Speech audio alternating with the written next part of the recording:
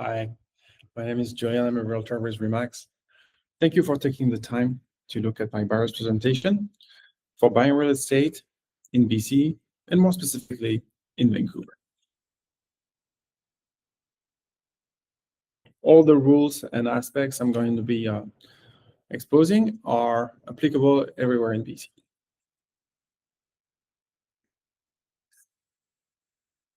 A good way to start would be to set up a market monitor, which is a search engine will combine all the specific criteria regarding a real estate project, such as your budget, location, size, exposure, pets, your outdoor space, years construction.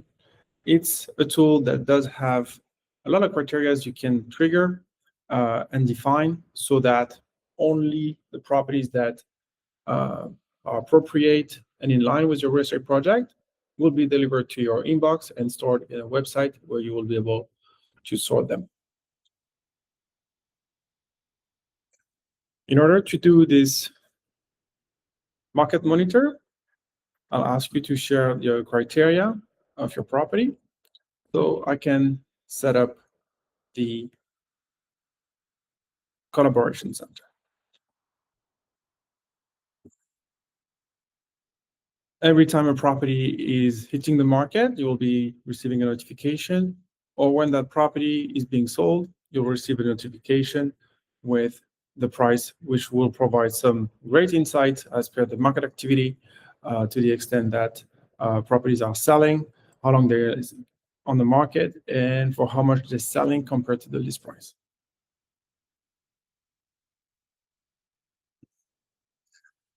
The different tools I'm working with are very powerful. The market monitor is one of them, and I also utilize different reports, such as the feature sheet from the MLS, as well as a Paragon one-pager, which is the little document you're seeing on the screen right now, which combines government-issued information regarding the property, such as the asset value, size of the land, size of the property, year of construction, and other important information that help me and you understand the story behind the property, the in-between story. Then I utilize the G Suite tools, such obviously email, calendar, YouTube, and other products, such as DocuSign, and also different tools to treat strata documents to the extent that you're buying a strata property.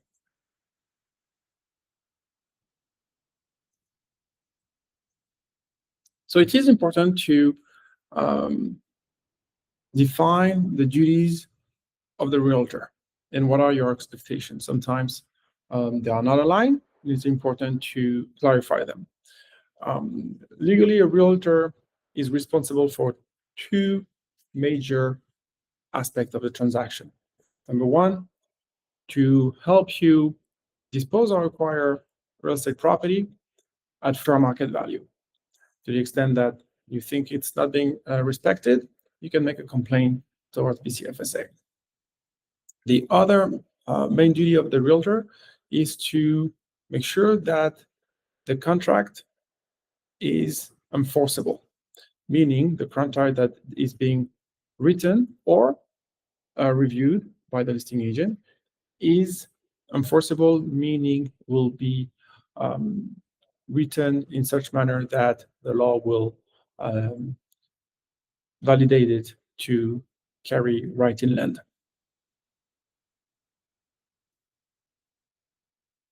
As part of my services, whether I represent the seller or the buyer, I organize files in order for the buyer or any party associated to the transaction to be able to retrieve important information about the property to conduct the due diligence. In case of strata property, there would be different files such as Form B, depreciation report, strata plan, bylaws, financial statements, strata council meetings, AGM, SGMs, insurance, and then of course the title and the PDS. This part of the presentation is, I think, the most important part. We're about to review the classic process and the specific language regarding buying property in BC. There are key checkpoints, as I call them. Obviously, the first one is the start, where it's going to be the search. It can last from 2 weeks up to 2 years, during which the buyer attends open houses, conducts private showings, and review properties, to the moment where the property is going to be in line with the buyer's project, which at this point, we present an offer. So as the buyer's agent, I will be the one writing the offer in order for it to be presented to the seller's agent. So here, the sensitive vocabulary is to present. Why is it sensitive? Because sometimes we can be informed of the status of a property with the same language. So if a professional, a realtor, is communicating that an offer has been presented, is one thing, right? It means that the seller has the discretion to negotiate it or accept it or reject it, right? So to understand where we're at, when we inquire about the status of the property and the seller's agent says an offer has been presented, it means somebody brought an offer for the seller to review, okay? Which at this step, to the extent that there is no other party, the content of an offer is usually made by 4 pillars, okay? Number 1, the price, obviously. Number 2, the dates at which the property is going to complete, meaning the notary will register the name of the buyer on the title. Number 3, the subjects. The subjects are different aspects of the property that we are conducting extra due diligence about, to double check, as I call them, where we're telling the seller we will buy to the extent that what we verify is in line with our expectations.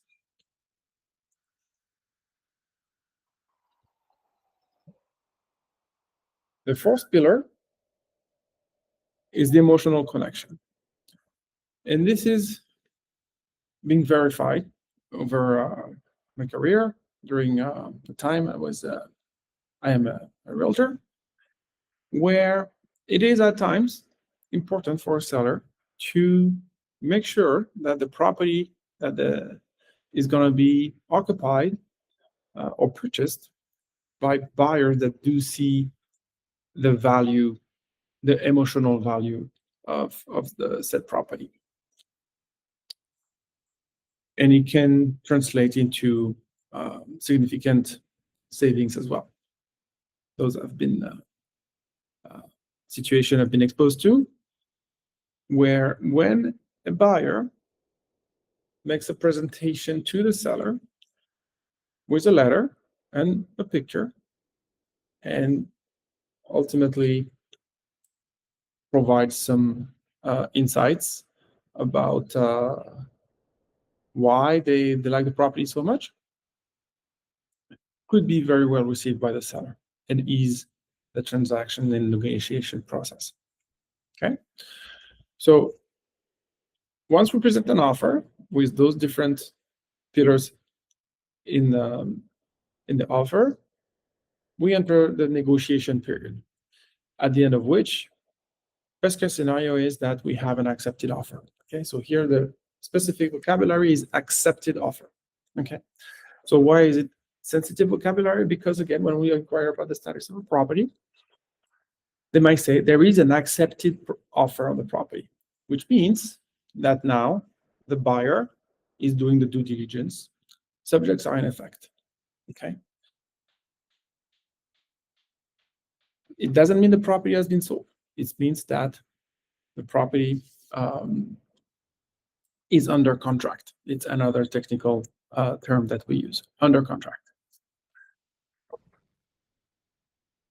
Once the offer has been accepted, then it's showtime for all the different subjects to be studied and investigated extensively, such as going back to the lender and presenting them with the contract of purchase and sale, the details about the property, schedule the inspection, review in-depth the strata docs, review the property disclosure statement, as well as review the title and its charges. That period usually lasts from 3 to 10 days, depending. At the end of the said period, the buyers and the buyer's agents, find themselves in the situation of validating the said subjects or not. To the extent that one subject hasn't been validated, then it won't be removed from the contract. To the extent they are not removed, the contract then becomes dead and there is no transaction and no cost involved. To the extent that the subjects have been approved, then we produce the form called subject removal form, as well as come up with the deposit check. The deposit check is usually 5% of the agreed purchase price. It is not a number that is defined by the law. It varies. To the extent that it's a little bit more or a little bit less, that doesn't impact the quality of the transaction or the validity of the contract. At this particular point, once the subjects are removed and the deposit check is in the buyer's agent's brokerage, property is firm. The property is sold firm, meaning that the buyer owns the contract, therefore they own the property. The last thing missing would be for the notary to combine. I call the notaries the roundabout of the transaction because they connect with every party involved in the transaction. So the brokerages, the notary of the other party, as well as the land title office and the banks.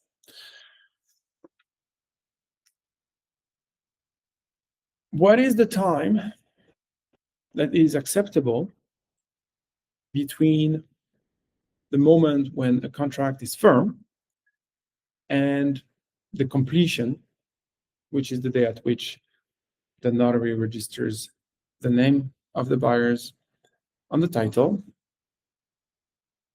Well, that period could vary from 2 weeks. It could be anything, right? But it could vary from 2 weeks to 6 months. Could be more. But industry standards go for usually 1 to 4 months. I will make a special comment regarding tenanted properties, which are to be treated with the tenant right to receive a notice of 3 full months between the time the contract is firm and the time at which the buyer receives the keys needs to be 3 full months. So the notion of full months is very important.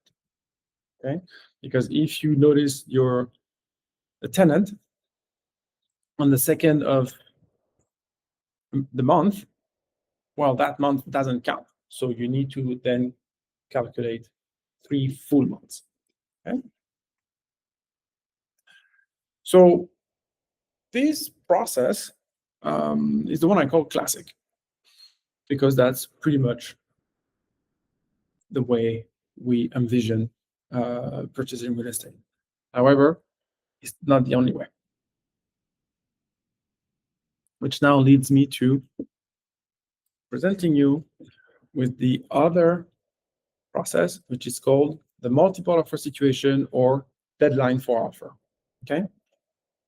So here the process is different. Hence the purpose of that video, so that you know what to expect. To the extent that the sellers and sellers agents determine a deadline for offer, meaning that they're going to review the offers on a given day, it calls for potentially having different buyers manifesting themselves at the same time, and then find themselves in a competition, in a bidding war. This strategy is quite common as opposed to other markets, and it is important to know it in order to know what to do. As you can see, we have the same milestones, but at different stages. So we are in a search stage. Once we find a property that is in line with the project, and the first thing for me to know would be to know if there is a deadline for offer. It is important to highlight that usually when there is a deadline for offer, the price at which the property is being listed is below the seller's expectation and also seems very attractive. Why? Because then the buyer is going to be interested and then investigate the property a little bit more and potentially develop emotional connection towards the property, such as attending showings and open house. So if the property is in line and the buyer wants to make an offer, the subjects that are usually being studied, reviewed, under which there is the due diligence being conducted, this stage is happening before we make an offer, as we can see here. So we study the subjects before we make the offer. Why? Because we need to, in this case, the dynamic has changed. So in the classic process, we do have a negotiation between the buyer and the seller. When there is a deadline for offer, we are fighting with other buyers, and we need to package our offer in the best manner for the seller to choose us. So we need to review the subjects ahead of time so that they are not cluttering or creating an obstacle for the property to sell. There is an advantage about this process. It is that to the extent that something is not aligned with the project, then we don't pursue, we don't make an offer. To the extent that everything is fine, then we make an offer. Okay. Then we still need to work on the price, the dates, which usually are being communicated by the seller's agent, and the emotional connection. Okay.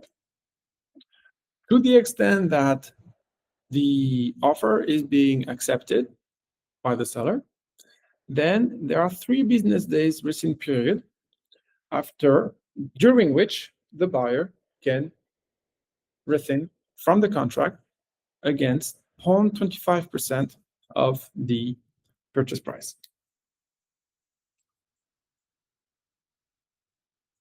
For example, if an offer is being accepted on a Friday, then Saturday, Sunday doesn't count. Then we have Monday, Tuesday, Wednesday till 11:59 p.m.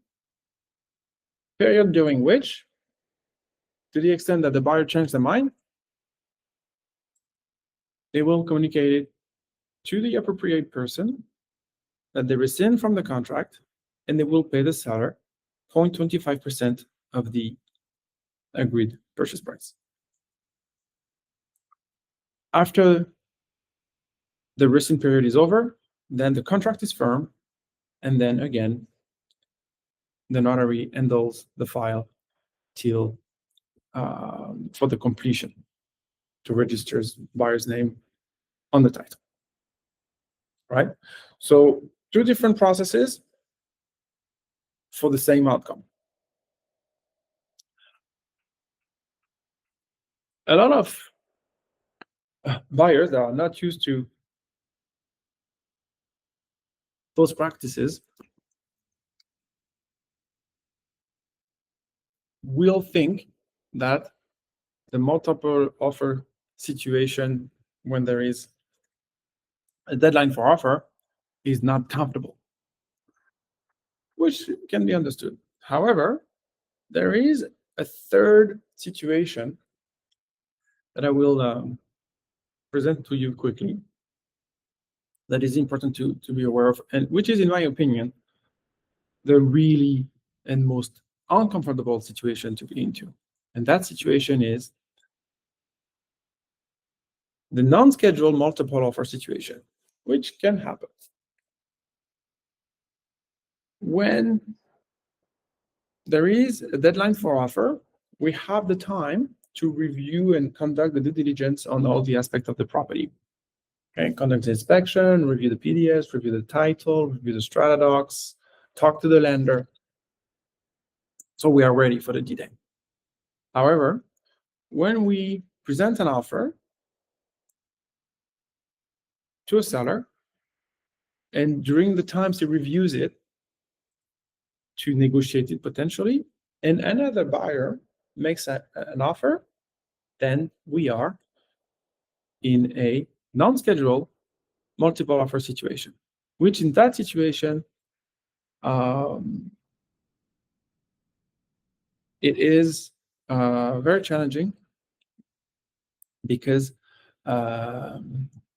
subjects are on a contract for a reason, and they need to be studied and investigated before removing them.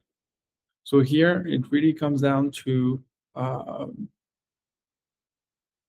risk appetite.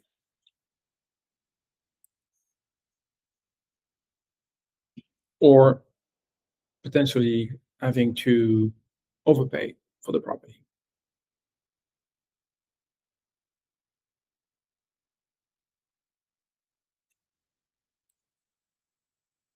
Now we're going to review the different forms that, as a realtor, I am obligated to provide. The number one will be the disclosure representation, stating that I'm a realtor and I'm representing you as my client, as opposed to non-client. Client do benefit an extra layer of protection from the BCFSA, which is the regulatory body for real estate agents in BC. The second form is privacy.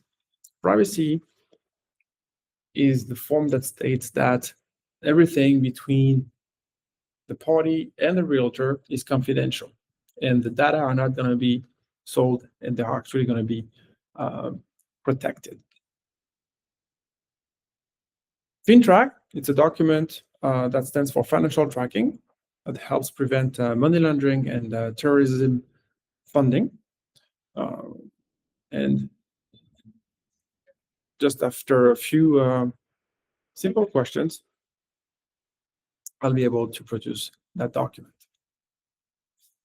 Everything that is above the line is a one-time form. Everything that is below the line happens for every property we make an offer on. The last form is the exclusive buyer's agency, which reinforces the relationship between the buyer and the realtor, so that the buyer commit to work with myself. Those forms needs to happen before we make an offer. Once we find a property, every time we submit an offer, it's going to be two forms: the CPS, which stands for Contract of Purchase and Sale, and the disclosure of remuneration, stating that the seller is paying for the buyer's agent's real estate fee.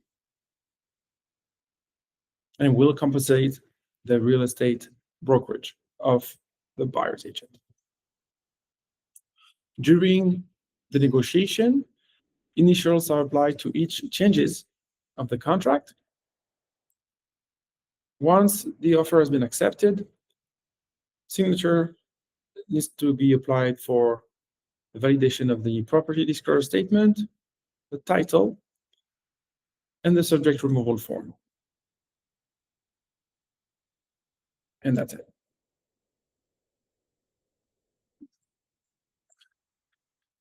I'd like to provide a few clarification.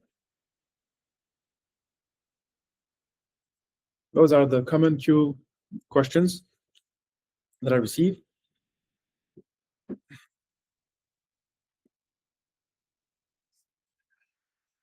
The list price is different than the fair market value. So list price, there are no regulation around list price. Any realtor and seller can list a property at any given price, any price. You can list a parking stall for $1 billion. That is possible, and there is no rule preventing you to do so. You can list it for $1 billion, and that's fine.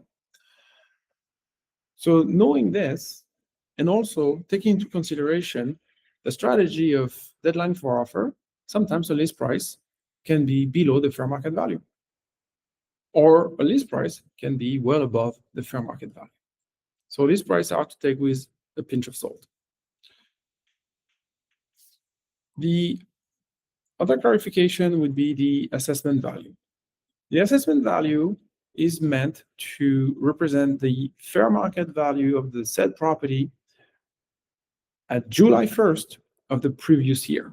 So, for instance, the asset value for 2025 is in fact representing the property's fair market value as of July 1st, 2024. So they are an indication. They are not the price at which the property will sell.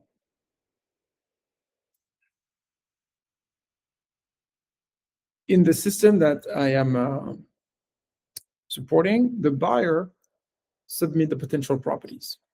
At times, I can submit properties. Essentially, the buyer will submit the property that they have an interest towards because they know better than me the property that they like. When buying a strata, it is important to know that we are first buying a building, and then we're looking at selecting a unit in that said building. Okay, so to illustrate that clarification, a beautiful renovated unit in a strata that is problematic, I highly discourage you from buying this property. Better to buy a property that needs renovation in a good standing strata, in my opinion.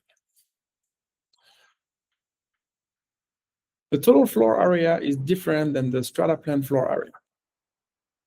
So the strata plan floor area is the floor area that has been submitted to the municipality by the developer at the time that it asked for a building permit.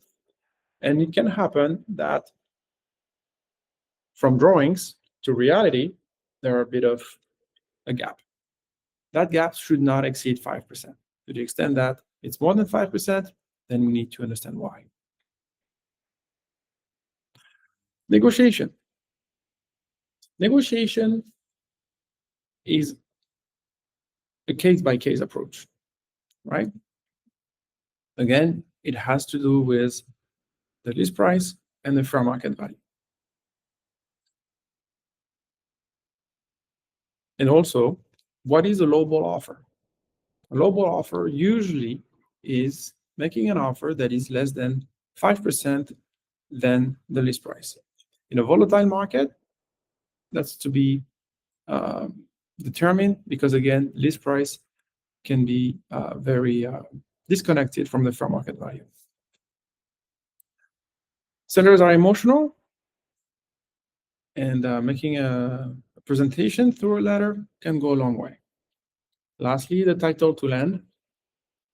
There are different types of title to land in BC, such as freehold, leasehold, co-op, and then strata or non-strata. So freehold, leasehold, and co-op.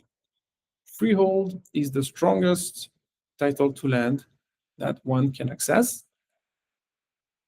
And also, it is the one favored by banks, lenders. So it's being supported by such practice. Leasehold is, in fact, when you have a building on top of a land and the occupant of the building rent the land onto which the building is being built. And usually banks are not in favor of such transaction. Just a few lenders are actually supporting such practices.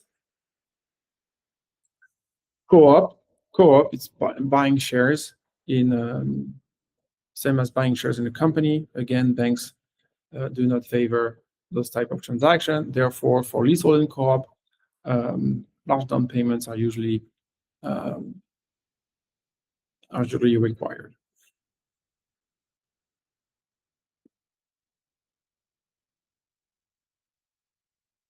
When it comes down to the real estate market evolution here in Vancouver, we're looking at the median price per square foot. For this particular case, it's in Kitsilano. Kitsilano, which is my preferred area to be in Vancouver. And I do have access to a lot of market intelligence. And if you need a specific price evolution for a specific location and property type, detached home, condo, or townhouse, I'll be happy to help.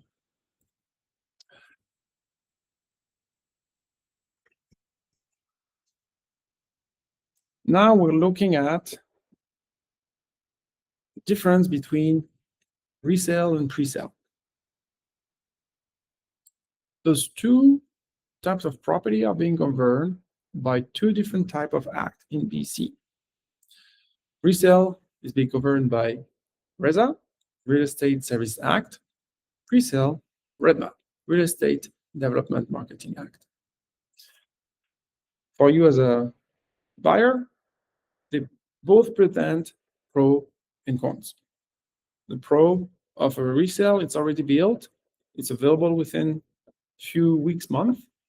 It's searchable on the MLS, and it's usually more affordable and negotiable than a pre-sale. The cons of a resale is that is the strata in good standing? Are we going to be in competition? Maintenance fee, is it reflecting the overall area of the property? And again, the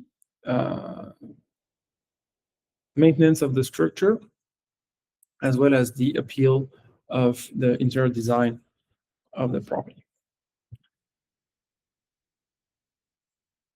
For resale, benefit to buy a pre-sale would be that the property would be guaranteed. You can potentially flip or sign the purchase before completion. You will be the first occupant of the said property, and usually maintenance fees are very low. On the other hand, for a pre-sale property, you need to add 5% GST. There could be some long period of wait between you can move in. The deposit is variable, sometimes between 5 to 20%. And lastly, the property is not on the MLS. A little bit about myself. I do have a bachelor in business administration. I used to be a home inspector, been in real estate for more than 20 years, as well as I used to work for a lender in France. It happens that I'm being solicited to provide some insights, market insight for media such as Radio Canada or Real Estate Weekly. And lastly, I am a medallion member, which recognizes the top 10% of agents in Vancouver between 2018 and 2024. On a personal level, I'm the proud dad of 2 daughters, and I have a little dog, French bulldog, called Peanut. I am born and raised on the French Riviera. I do love sports, to play and to watch, and cooking is a good activity for me, particularly Italian food. And I like to respect the environment through different actions such as beach clean and stuff like that.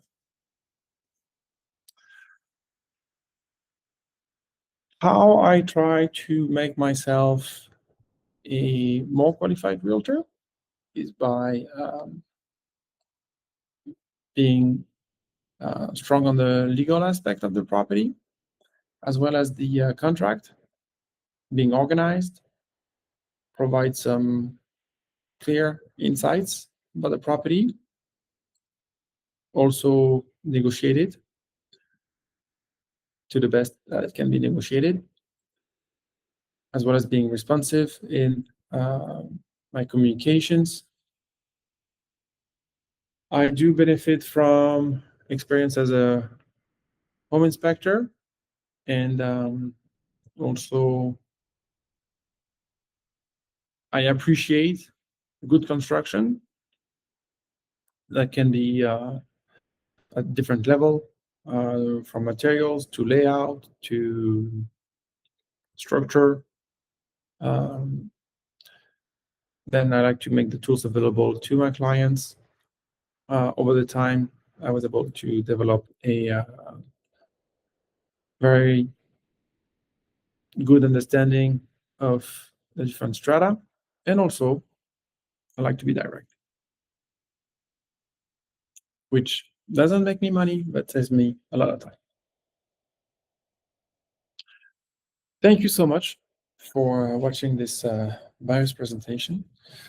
If you have any questions, please feel free to reach out over the phone, as a phone call or a text message. Please join me on LinkedIn. I do post regularly market updates on my YouTube channel, as well as I have a Instagram account that I organize like a real estate magazine. Thank you so much. Good luck. Take care. Bye-bye.